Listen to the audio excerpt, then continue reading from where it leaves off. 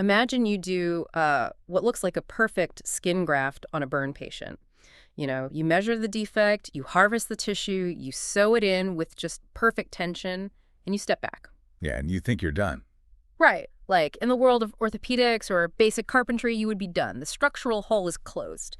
But in burn reconstruction, you are entirely at the mercy of biology. Oh, absolutely. I mean, that tissue you just placed is alive.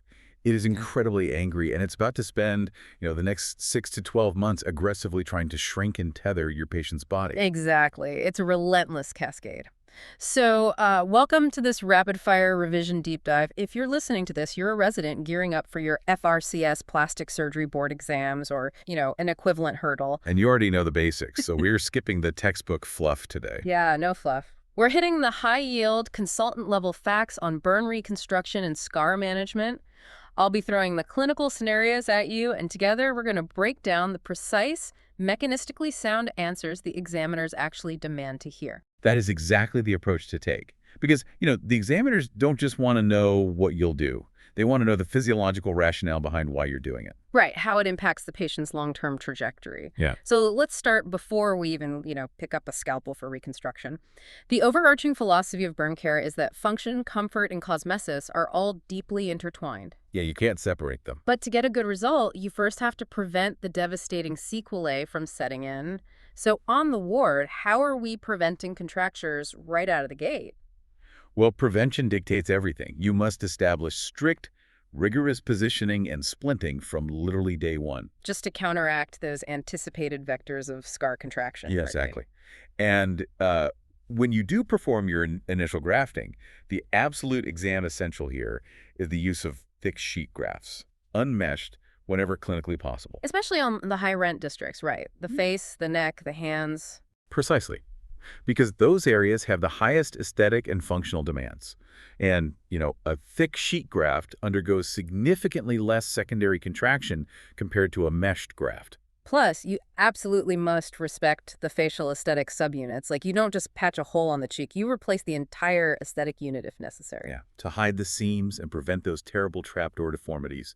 And really, the undisputed gold standard for preventing post-burn hypertrophic scarring overall is early excision and grafting. Because the longer a wound stays open, relying on secondary intention, the exponentially worse that resulting scar will be. Right. You get the dead tissue out, you get the wound closed, and you immediately transition into early scar management. Using splints, custom face masks, topical silicone. Okay, so the acute phase is handled, wounds are closed. Now, you're in the outpatient clinic and you need to assess the baseline. The boards love asking about subjective scar assessment scales. Oh, they definitely do. You've got the visual analog scale and the Manchester scar scale, but the heavyweight they will always bring up is the VSS, the Vancouver scar scale. Right. The VSS is the most widely used scale globally. It scores 4 specific physical parameters.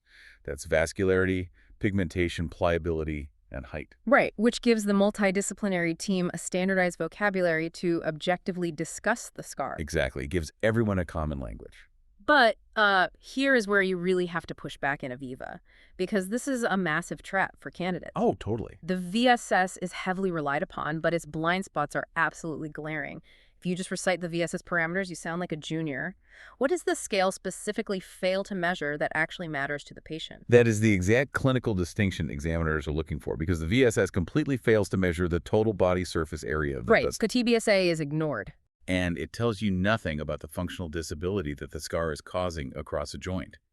And probably most egregiously, it entirely ignores the severe impacts of pain and itch on the patient's daily living. That's the key right there. You can have a perfectly flat, pliable scar that scores beautifully on the VSS, but the patient is being driven to absolute psychological torment from relentless neuropathic itching. Yeah, it's a huge oversight. So how do we actually assess the whole picture? How do we treat the patient and not just the chart? Enter Tom Potokar's 5 Ps. This is a phenomenal framework to structure your exam answers. It's an excellent model. The 5 Ps should structure your entire consultation. So the first P is problems, and we explore the patient's specific problems using the F2PIP mnemonic. Right, F2PIP. Commit that to memory right now. That stands for form, which is the aesthetic appearance, function, meaning the physical restrictions, pain, noting if it's absent, moderate, or severe, itch, which must be specifically graded.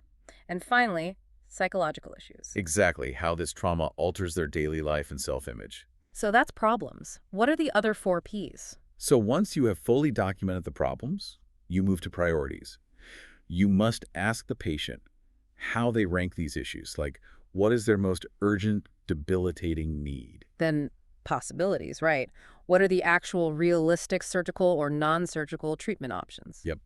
Next is perceptions. You have to align the patient's expectations with surgical reality. And finally, the plan, which is always developed collaboratively with the patient and the MDT. And regarding that plan, if you're presenting a case to the examiner, there is a specific psychological strategy you should explicitly mention when formulating your surgical sequence. Yes, it is highly advised to tell the examiner that your strategy is to start with a winner. I love that concept. Explain why that matters clinically. Well, these patients have been through profound, prolonged trauma. They have lost all agency over their bodies. If they have a complex web of reconstructive needs, you do not start your first elective operation with some high-risk, 10-hour microvascular free flap. Right, one that has a chance of total failure. Exactly. You start with a reliably successful, straightforward operation. Wow. A solid, functional contracture release that immediately improves their range of motion or comfort. You give them a concrete victory. That builds their confidence in you as a surgeon and in the grueling reconstructive process itself. That demonstrates consultant-level maturity. Absolutely. All right, so the assessment is done, the plan is set. The next massive board exam topic is timing. When exactly do you intervene? Because the general dogma we are taught on day one is to hold off and wait. Yeah, the overarching rule is that, ideally, you delay reconstruction until the wounds are fully closed and the scars and grafts have completely matured. You want that active inflammatory phase to settle down. Right. Operating on angry, hyperemic, immature tissue is a disaster. It leads to excessive bleeding, poor tissue handling, and almost guaranteed recurrent contracture. But in surgery, there are always mandated exceptions. Let's hit the acute phase indications. If you see these on the ward, you operate immediately, regardless of scar maturity. Absolutely. So eyelid contractures causing exposure keratitis. You cannot wait, or the patient will ulcerate and lose their cornea. Neck contractures that are actively causing airway difficulties or preventing intubation. Yep, airway is always paramount. And progressive contractures causing irreversible structural damage, like severe nerve compression.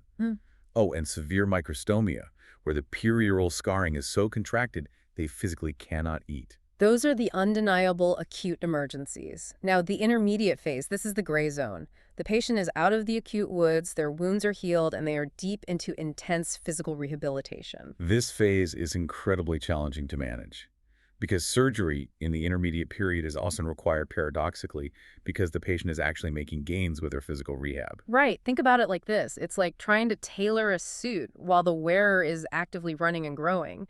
The physiotherapists are pushing the joints, demanding more range of motion every day. But that immature scar tissue is like a shrinking fabric. Exactly. The increased range of motion from the rehab actually places tremendous mechanical tension directly across those burn scars. And we know from the mechanobiology of scars exactly how they respond to tension. They respond through rapid hypertrophy and aggressive contraction. The fibroblasts are just stimulated by the mechanical stretch, right? To lay down more disorganized collagen. Yes, the scar gets thicker, angrier, and tighter. So by surgically releasing that tension in the intermediate phase, cutting the tight band, you actually favorably alter the scar maturation process. You surgically release the tension so the therapist can actually do their job, and the remaining scar tissue can finally relax and mature without being constantly provoked. Exactly. Then, of course, you have the late phase indications, which are much more straightforward. Yeah, late operations target the stable, established deformities of fully mature scars. The tissue is soft, the hyperemia has faded, and the patient is simply seeking targeted treatment for comfortable movement or cosmesis. So, knowing when to operate naturally leads us into how we surgically manage these post-burn contractures. First step in the OR, anatomical analysis. The exam will absolutely test your ability to differentiate between intrinsic and extrinsic contractures. This is a fundamental biomechanical concept. An intrinsic contracture results from scarring directly within the affected functional area. The local tissue itself is fibrotic and physically tight. And extrinsic. An extrinsic contracture occurs when scarring remote from the affected area creates a line of tension that pulls on a normal unscarred joint or structure. The classic board exam scenario here is eyelid ectropion. The lower eyelid is pulled down, exposing the sclera. How do you examine for the difference? So if the burn scar is directly on the delicate eyelid skin, causing it to tighten, shrink, and flip the lid margin outward, that is an intrinsic contracture. Okay. But if the eyelid skin itself is completely supple and normal, and a massive contracted burn scar down on the cheek is physically dragging the normal eyelid skin downward, that is an extrinsic contracture. And making the correct diagnosis completely dictates your surgical approach. You do not cut into perfectly good eyelid skin if the mechanical tethering is coming from the cheek. Exactly, you have to follow the vector of tension. Once we diagnose it, we treat it. Contracture releases can be incisional, where you simply incise across the scar band to let the tissue spread open and release tension, or excisional, where you resect the entire pathological scar burden. Right. But let's look at the reconstructive elevator to fill that resulting defect. The golden rule you must quote for the examiners: use vascularized tissue over non-vascularized grafts whenever anatomically possible. Always. You work your way up the options. You start with local flaps like a Z-plasty, W-plasty, YV-plasty, or a 4 or 5 flap Z-plasty to recruit healthy, adjacent, supple tissue. Just to change the direction of the scar tension. Right. If local tissue is unavailable or burned, you move to regional options: pedicled or free fasciocutaneous and myocutaneous flaps. And if flaps just aren't viable due to the extent of the burn, you're looking at dermal skin substitutes like Integra or Matroderm, tissue expansion of adjacent unburned skin, or, as a last resort, simple skin grafts. And don't forget to mention that in long-standing neglected contractures, the joint capsule itself might have contracted, which requires a formal joint release underneath your soft tissue reconstruction. Great point. But I want to pause on flaps versus grafts. Let's dig into the physiological and developmental advantages of using flaps over grafts, particularly in pediatric patients. Oh, there's a massive mechanical and biological advantage here. A flap brings its own robust, independent blood supply. It provides a superior, bulky, supple gliding surface over joints and exposed tendons. Whereas a skin graft, by its very nature, relies entirely on the wound bed for inoculation. It tends to stick, tether, and contour rigidly to the underlying structure. Exactly. But the real kicker for the boards is the developmental aspect. Right. If you put a static skin graft across the flexor surface of a toddler's knee, what happens over the next 10 years? That graft does not grow. It remains completely static while the child's femur and tibia elongate rapidly around it. Which is a disaster. It is. That biomechanical mismatch practically guarantees they will develop a severe recurrent contracture and require multiple future operations. Flaps, however, actually expand and match the somatic growth of the child. So by fighting to use a flap early on, you are actively minimizing their future trips to the operating theater. Exactly. Huge concept to master. Flaps grow with the child, grafts tether them. Right, so the surgical release is done, but the operation is only day one of the actual battle. The tissue is still going to try to contract. Oh, definitely. How do we physically stop the fibroblasts from ruining the surgical release? Let's move to scar management strategies, starting with preventative therapies. First up, pressure therapy. We are talking 15 to 40 millimeters of mercury, worn 23 hours a day for at least 6 months. Using elastic garments or custom acrylic face masks, yeah. Physiologically, how does squeezing the tissue prevent hypertrophic scarring? The proposed mechanisms of action focus heavily on the microvasculature. The sustained external pressure physically compresses the capillary beds within the scar, which induces a localized hypoxic environment. So it limits the blood supply? Right. It starves the hyperactive fibroblasts of nutrients and significantly decreases collagen synthesis. Furthermore, the sustained pressure actually upregulates apoptosis within the scar tissue itself. But you must mention to the examiner that patient compliance is the major limiting factor here, right? Yes, absolutely. Wearing a tight, restrictive, hot garment 23 hours a day is profoundly uncomfortable. What about topical silicone? It's been a staple since, the early 80s. Silicone sheets worn for more than 12 hours a day for 2 months, starting roughly 2 weeks after the wound epithelializes. What is the actual mechanism there? Silicone primarily works through occlusion. Creating that impermeable barrier over the scar causes a profound shift in collagen orientation, cellular activation, and cytokine expression. So it's not just physical pressure. No, crucially, the occlusion drastically increases the hydration of the stratum corneum. In vitro studies demonstrate that this specific increase in hydration directly downregulates fibroblast proliferation and inhibits excess collagen production. Makes sense. Now, I'm going to challenge you on massage therapy. It's routinely done with moisturizer to supposedly remodel adhesions and improve pliability. Right. But if you look at the literature, the evidence for structural remodeling from massage is incredibly weak. So if the hard scientific evidence is weak, why is it universally prescribed on every single burns ward in the world? That is a fantastic point to bring up in Aviva, because it bridges the gap between basic science and holistic patient care. The histological evidence for structural remodeling might be weak, but the clinical benefits for pain relief and mental relaxation are absolutely undeniable. The psychological component. Exactly. Yeah. The psychological component of a patient actively touching, moisturizing, and desensitizing their own altered, traumatized body is massive. Yes. It gives them a sense of control and agency over their recovery. It significantly reduces their anxiety, which indirectly but powerfully improves their overall functional rehabilitation. Exactly. The subjective experience of the patient drives their compliance with everything else. Okay, let's look at the escalation pathway for treating abnormal, hypertrophic, or keloid scars. We'll group these conceptually. Let's start with chemical and pharmacological interventions. Intralesional corticosteroid injections, specifically triamcinolone. This is the most common first-line treatment for active symptomatic scars. Corticosteroids profoundly reduce the ongoing local inflammatory process. They directly inhibit fibroblast proliferation, heavily reduce glycosaminoglycan and collagen synthesis. And they actually stimulate collagenase, increasing collagen degradation. You get the highest response rates in young, immature scars. Yeah, the response rates are excellent, hitting 50 to 100%. But you must warn the examiner about the high recurrence rate. When you withdraw the steroid treatment, recurrence can be up to 50%. You also have to counsel the patient on the local side effects: dermal and subcutaneous fat atrophy, hypopigmentation, and telangiectasia. Yeah. Now, another pharmacological option, somewhat of a wild card, 5-fluorouracil. Yes, 5-FU. It's an antimetabolite cancer drug, but it's used off-label here, building on years of safe use in ophthalmology for preventing scarring after glaucoma surgery. And mechanistically, why does a cancer drug work on a burn scar? Because 5-FU directly blocks DNA synthesis by inhibiting thymidylate synthase.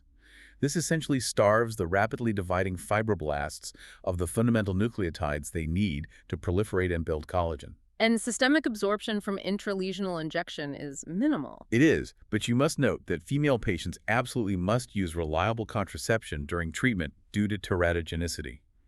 Local side effects are primarily pain and ulceration at the injection site. So when pharmacological downregulation fails, or you hit that 50% recurrence rate with steroids, you have to escalate to destructive or ischemic modalities. Let's look at cryotherapy. Cryotherapy uses liquid nitrogen, often in combination with intralesional steroids. The extreme cold induces direct intracellular vascular damage within the microcirculation of the scar, leading to localized ischemia and subsequent tissue necrosis. It essentially destroys the hyperactive core of the scar. Exactly. Success ranges from 32 to 74%, but it carries a high risk of permanent pigmentation changes and severe blistering. And if we want more precise destruction, we turn to lasers. How are we utilizing lasers for scar management? We use two main types for very different reasons. Vascular lasers like pulsed dye or KTP lasers specifically target the hemoglobin in the dense capillary networks of the skull. Okay. They destroy those blood vessels to cause targeted, localized ischemia. This breaks down the disorganized collagen and forces it to realign, drastically reducing the red color, the height, and the firmness of the scar. And the other type? On the other hand, we use fractional CO2 lasers specifically to release tension. The CO2 laser vaporizes microscopic columns of tissue straight down through the rigid scar. As those tiny columns heal, the surrounding contracted tissue relaxes, physically releasing the tension. Very cool mechanism. Finally, surgical excision and radiotherapy. Right, you can perform total excision for small hypertrophic scars that allow for direct, tension-free closure, or subtotal excision for larger scars resulting from delayed healing. But listen closely, as this is a major exam pitfall. Excising true keloids as a monotherapy is highly controversial and generally contraindicated due to sky-high recurrence rates. Oh, absolutely. Huh. If you cut a keloid out, it will likely grow back larger. You must combine keloid excision with immediate adjuvant therapy like steroids, pressure, or radiotherapy. Which brings us to radiotherapy. It must be administered within 48 hours of the surgical excision. Correct. The radiation directly inhibits the formation of new neovascular buds and halts fibroblast proliferation during the crucial early healing phase. It is highly effective, but many clinicians are deeply reluctant to use it. especially in pediatric or young adult patients, due to the inherent long-term risks of carcinogenesis. Exactly. So we've discussed elegant vascularized flaps, laser physics, and complex pharmacological pathways. But all of this surgical and scientific brilliance means absolutely nothing without the foundational pillar of burn care. Comprehensive, relentless rehabilitation. Without a doubt. The ultimate goal of rehabilitation is to assist the patient in achieving the best possible functional outcome. And for the exam, you must emphasize that rehabilitation begins on the exact day of admission. It does not wait until the wounds are closed. Day one. That's vital. Think of early rehab not as the finishing touches, but as setting the scaffolding while the concrete of your reconstruction is still drying. You can execute the most beautiful, technically demanding microvascular free flap in the world. But if you didn't implement rigorous positioning and chest physiotherapy on day one, the patient is going to fail. Yeah, the flap might survive perfectly, but the patient will have contracted joints and they won't be able to breathe off the ventilator. That's exactly it. The core goals of the rehab team are non-negotiable. Maintaining correct anatomical positioning from day one to minimize contractures before the fibroblasts even activate. Maintaining range of motion to minimize long-term skeletal deformity. Actively decreasing peripheral edema. Preventing the massive loss of lean muscle mass associated with the hypermetabolic burn response. And crucially, preventing life-threatening pulmonary complications through regular aggressive chest physiotherapy. The ultimate goal is returning that patient to normal activity as rapidly and safely as possible. That is the comprehensive high-altitude view the examiners demand. You have to possess the molecular knowledge of how fibroblasts react to ischemia, the biomechanical knowledge of flap dynamics and vectors of tension, and the holistic, patient-centered knowledge of multidisciplinary rehab. Synthesize those three domains seamlessly, and you will undoubtedly excel in your boards. All right, we are wrapping up this revision deep dive, but I want to leave you, the resident listening right now, the future consultant, with a final provocative thought to mull over before your exams. Let's hear it. We talked extensively today about the glaring, almost embarrassing blind spots of the Vancouver SCAR scale. You know, it misses the functional and psychological realities of the patient.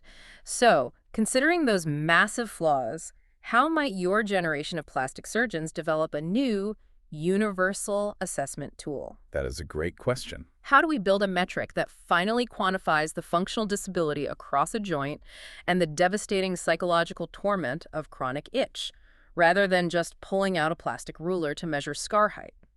How do we finally measure what actually matters to the human being living inside that scar? That is precisely the next great frontier in burn reconstruction. Think on that as you head back to the wards. Now, before you jump back into your textbooks, make sure you press follow on your audio app right now. You do not want to miss our future rapid-fire revision deep dives as you prep for your exams. And if you learned a mechanism today that clarified a concept for you, please take a second to rate the show.